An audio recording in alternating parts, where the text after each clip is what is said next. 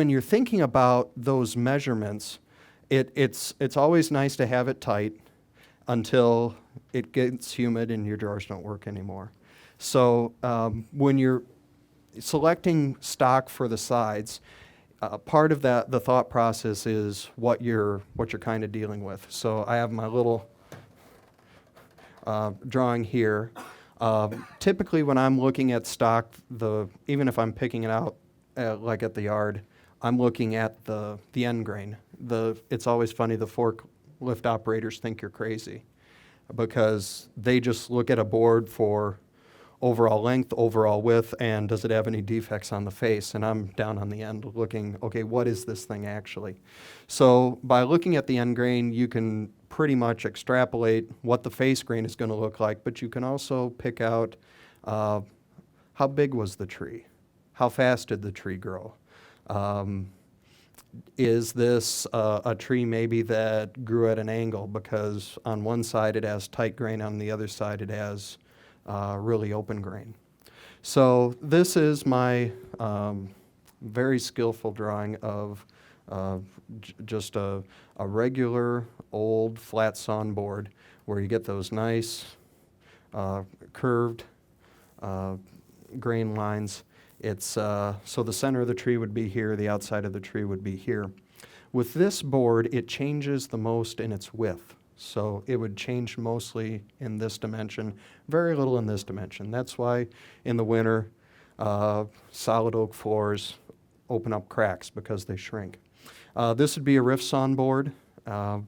Typically, rift sawn boards have grain at about a 45-degree angle all the way up to 60 or more sometimes. Sometimes you'll actually get lucky. The stuff that they sell as rift sawn are darn near quarter sawn, so you can get a little price break there. And then here we have quarter sawn, where the grain goes almost straight up and down. And on a quarter sawn board, it changes very little in width. But then in thickness, that's where it makes the movement. Because if you think about it, a quarter sawn board is really a flat sawn board cut or tipped 90 degrees. So if you have a quarter sawn floor, it doesn't open up in the winter, but what happens is your furniture moves up and down throughout the year. Which can be hard on like base molding. So when I'm thinking about drawers, all of this gets turned on its side. If I have a flat sawn board, it's going to move most up and down. So that tells me seasonal changes in humidity. It's probably not going to get caught on the sides. If anything, it's going to swell up and be too tall. Or in the winter, it's going to swell down and maybe get too short. If I use this guy, it's going to do the opposite. It's almost never going to swell up and down, but it might swell to the side and get stuck there.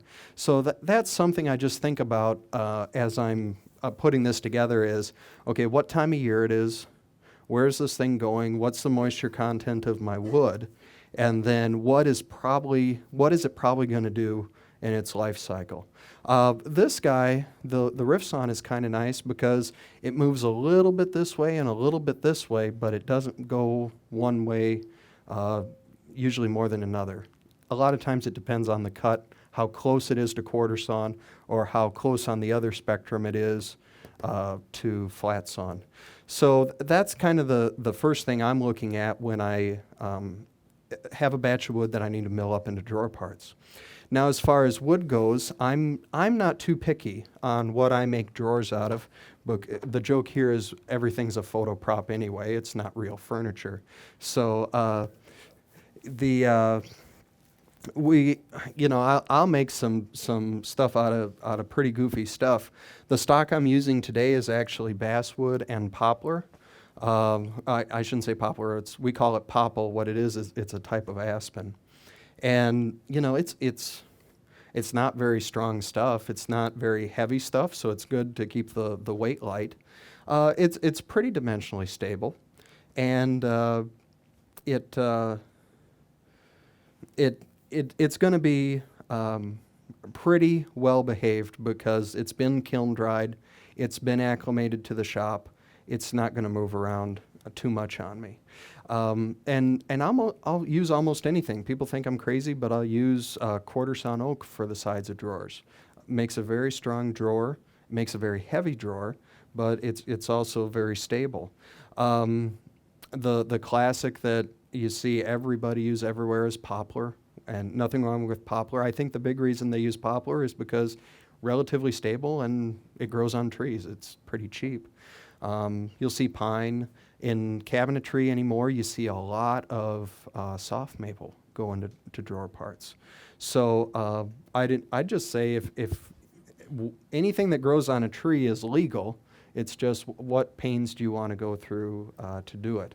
I probably wouldn't make drawer parts out of ebony or cocobolo or